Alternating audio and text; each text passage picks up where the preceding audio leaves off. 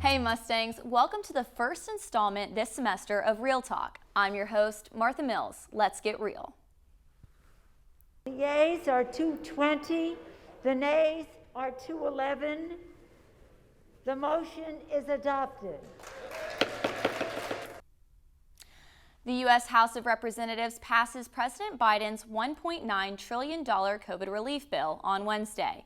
The bill provides up to $1,400 per person stimulus checks, boosts unemployment benefits by $300, and expands the child tax credit to up to $3,000, to name a few features. Now, while the bill is polling at about 60% approval among the American public, the House remains pretty divided among party lines. Not one Republican voted to pass the bill. Republican leaders argue that the bill goes too far, as some economists worry the bill could cause an inflationary spike in an already healing economy. It's a real tragedy. When you look at that package, we know that the result of that package is going to be middle-class tax increases. We know for sure that it includes provisions that are not targeted, they're not temporary, they're not related to COVID, and it didn't have to be this way. However, Democrats worry that less relief would be insufficient and that these measures are necessary to ease the suffering of the American people during this crisis.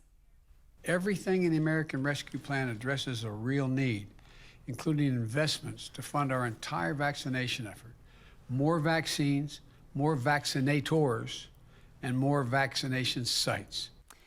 The U.S.-Mexico border is seeing a massive surge of migrants. United States authorities have arrested over 100,000 migrants on the border during the last month. And the surge isn't slowing as the number of arrests at the border continues to rise. A border security spokesperson explained that they have been encountering around 5,000 individuals each day. The biggest problem, a lack of resources to provide for families and children unlawfully crossing into the U.S. Under Biden's administration, unaccompanied minors with pending immigration cases are allowed to remain in the United States. U.S. officials are concerned about the economic impacts of dealing with undocumented immigrants. Ohio Democratic Representative Marcia Fudge is confirmed as the Secretary of Housing and Urban Development by the Senate. The Senate voted 66-34 to confirm Fudge, a representative in Congress for Ohio since 2008. Fudge's confirmation leaves a vacancy in the House. The new HUD secretary will be sworn in virtually by the Vice President, Kamala Harris, Wednesday night. Marcia Fudge wasn't the only one confirmed by the Senate on Wednesday. Appellate Judge Merrick Garland was confirmed as U.S. Attorney General. The Senate voted 70-30 to confirm the former Chief Judge of the Court of Appeals. Garland received bipartisan support in his confirmation, with both Republican leader Mitch McConnell and Democratic leader Chuck Schumer voting yes. Let's take a break from politics now and get the latest news from the Hilltop.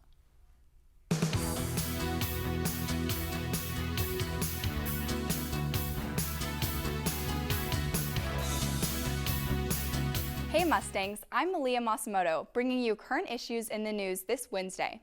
1 year ago today, schools and businesses, even sporting events, started to shut down over COVID-19 concerns.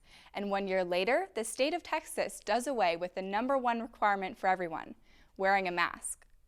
No more masks are required in the state of Texas. Governor Greg Abbott making that announcement last week, telling Texans the mask mandate will be lifted on Wednesday.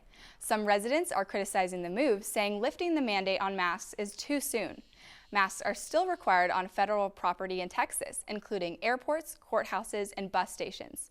Some larger cities are also keeping the mandate in place.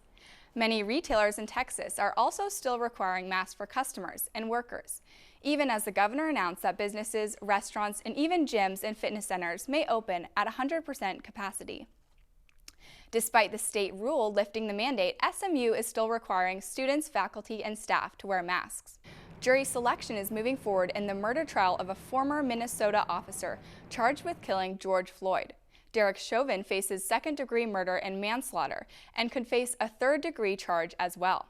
So far, 3 jurors have been seated in the case. 6 potential jurors were dismissed after admitting they would not be able to be objective about the case. A Dallas police officer is out of a job less than a week after he was arrested and held on 2 accounts of capital murder. Brian Reiser was kept on the job for more than a year and a half while being investigated by the police and federal officials. Former Dallas Police Chief Renee Hall says Reiser was not asked to leave the job in order to keep the investigation intact. Reiser claims he is innocent and was set up by criminals. He's being held on a $5 million bond. The royal family is responding after Harry and Meghan's bombshell interview with Oprah Winfrey. A statement on behalf of the Queen says the racism allegations are concerning and being taken very seriously. It added that the whole family is saddened to learn the full extent of how challenging it's been for Harry and Meghan, and that they will be addressed by the family privately. The statement also says Meghan and Archie will always be much loved family members. The statement was released after residents in the UK were able to see the interview a day later than it was aired in the US on Sunday. That's what's making the headlines this Wednesday. For current issues in the news, I'm Melia Masumoto.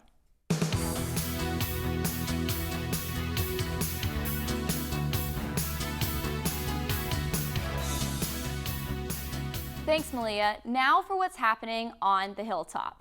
Former Press Secretary Dana Perino, who served in the White House under President George W. Bush, visits Dallas on Thursday, March 11th. Perino, now a host on Fox News, will be talking about her new book, Everything Will Be Okay, Life Lessons for Young Women from a Former Young Woman. For more information or to buy tickets or a book, check out the George W. Bush Center website. Well, that's all we have for you, Mustangs. Remember, you can find us on Facebook at facebook.com/SMU-Television and follow us on Twitter at SMU-TV. If you have any story ideas, shoot us an email, smutv@smu.edu. Thanks for watching Real Talk this week. Tune in next week for more political chit-chat and news from the Hilltop. Until then, have a great day and pony up.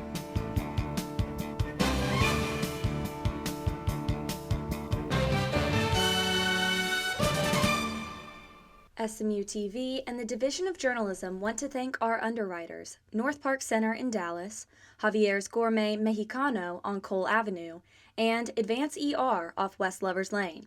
We appreciate your support of student media.